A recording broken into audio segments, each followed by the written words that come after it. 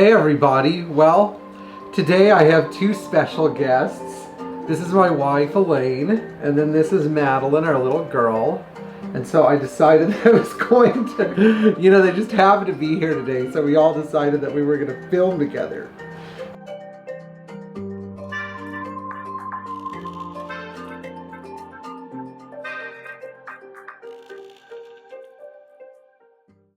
Today's topic is going to be about Mercedes claiming that they're going to have electric cars in all markets permitting by 2030.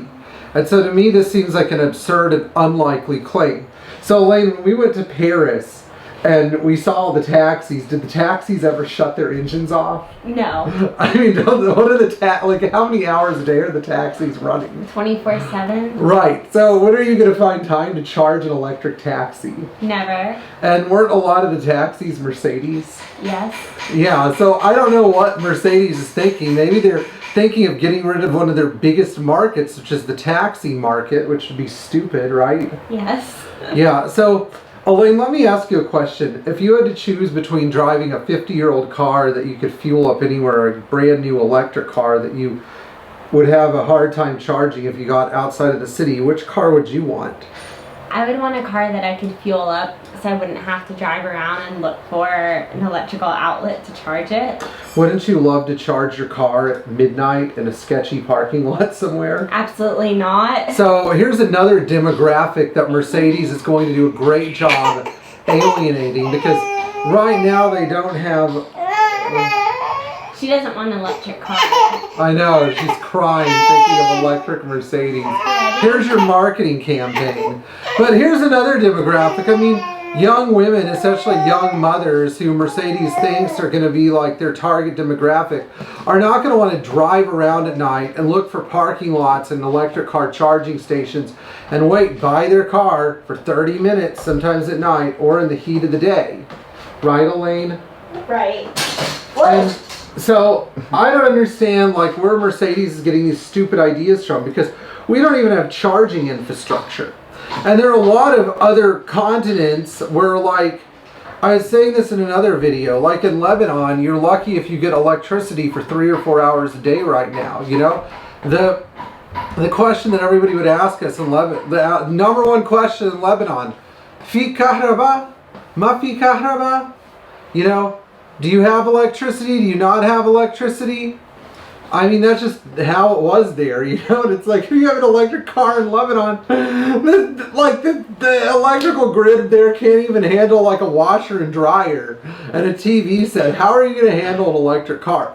So I think the markets that Mercedes is thinking of launching electric cars in, because that's their out, that's their out statement, are New York and Los Angeles, where these stupid idealistic types live that don't go anywhere and don't actually see the world.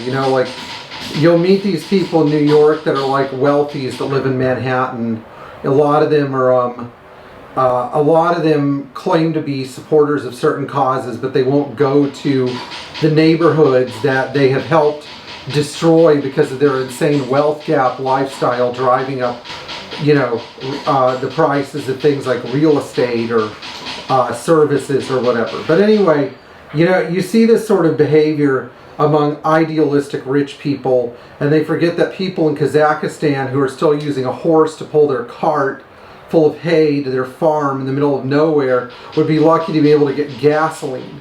And so the funny thing is that Mercedes built a reputation for themselves in markets that were underdeveloped because they sold cars that were so well engineered that they could survive conditions where road development and technological development was limited. So I don't know about you guys, but it sounds like Mercedes is eliminating 3 key markets: taxi market, market of young vulnerable women, or anybody who's just scared to be caught with their pants down in a parking lot at night for 30 minutes waiting for the electric car charging station, and the third world country and developing world market. Now on the other hand, the electric car market would be great for China. Why? Because China pollutes more than any other country in the world. They have mountains of styrofoam there, big white shining mountains of styrofoam. And You know, there's a video on YouTube about China's to-go box crisis. Everybody there gets to-goes from like these little tiny restaurants, and the boxes just pile up, you know. But electric power, I guess, would be good for China. I think what I'm saying is it's okay for Mercedes to make electric cars. But when they start lying to us and saying that they're going to go all electric by 2030, all that's doing is making us lose faith in the brand. And if the brand tries to go all electric in 5 or 10 years or whatever, then what are they going to do with all the business that they've eliminated from stable market economies that would otherwise provide income for them to R&D better cars? Anyway, all right, if you know, I'd like to see your opinion in the comments, but if you enjoyed this video, please like, share, and subscribe. I'm going to have other videos where I poke fun at Mercedes for the ridiculous and optimistic corporate statements that'll never come true. And by the way, if you're waiting for the electric car ferry to come, just remember that the global impact ferry is right behind her. You know, because of practices like strip mining. If you enjoy this video, please like, share, and subscribe, and tap the bell for notifications. And in the meantime, if you have a non-electric Mercedes and are not planning on getting an electric Mercedes, all power to you. And if you're getting an electric Mercedes, just remember that one night when you're on a road trip because of some kind of emergency and you have to have your lights, wipers, air conditioning running, etc., and you're in the middle of nowhere, you don't get to decide how far the car goes by changing your driving speed or turning off accessories or whatever. When it's nearly 20% dead, that car doesn't care where you know. It's not like my old 220D where if you slow down to 35 miles an hour, you can make a single gallon of diesel last for 45 miles. All right, I'll see you guys. Thanks.